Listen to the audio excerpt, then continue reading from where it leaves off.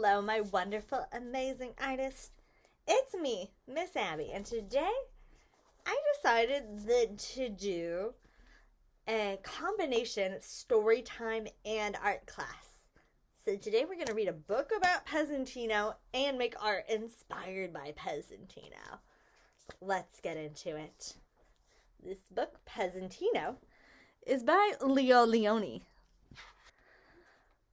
That there are lots and lots of squares that make up the characters.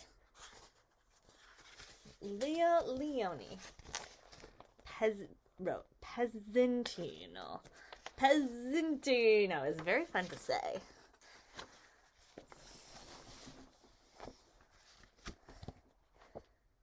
His name was Pezzintino, and all the others were big into daring and wonderful things. He was small and surely must be a little piece of somebody else, he thought. He often wondered whose little piece he could be, and one day he decided to find out.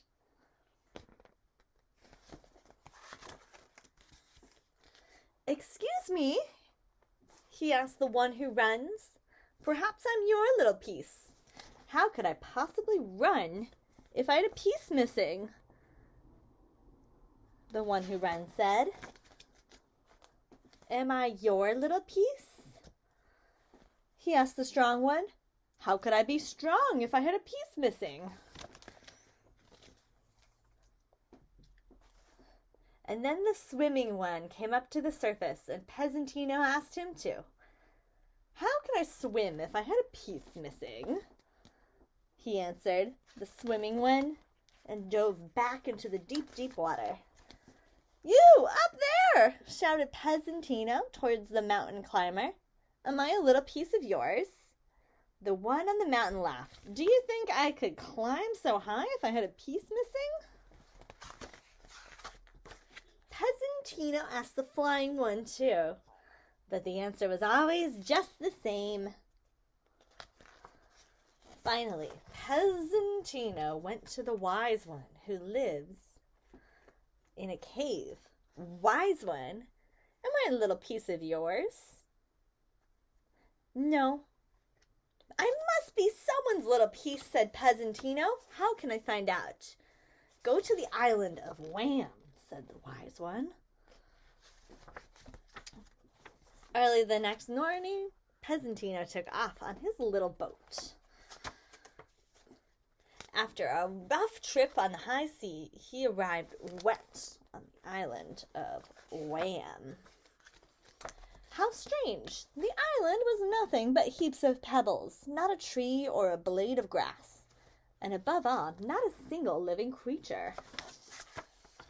Pezzintino climbed up and down until, finally exhausted, he tripped and tumbled down and broke into lots of little pieces.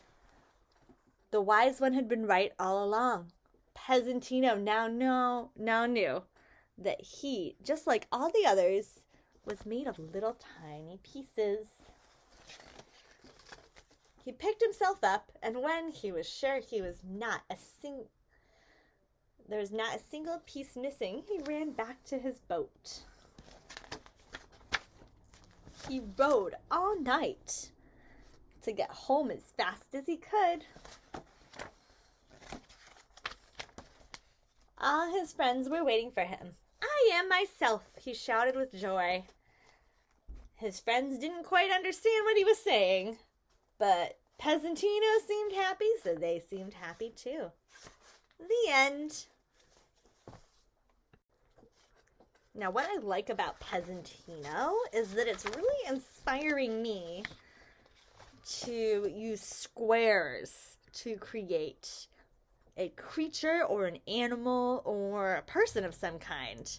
Because isn't it amazing that he can make, the illustrator Leo Leone can make a flying creature, a fishy kind of swimming creature, and a running creature all using the same squares? I think that's really cool, and I think we should try that in kindergarten, because kindergarten is great at making shapes. Let's get into it.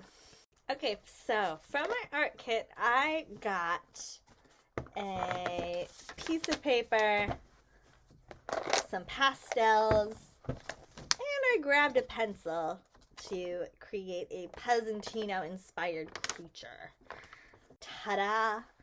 Now, I use my pencil to draw out and plan out my squares so that if I changed my mind or wanted a change, I could just erase.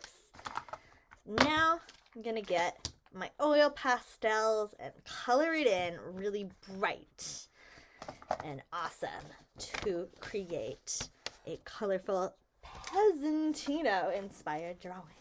Ready? We're going to color. Ta-da!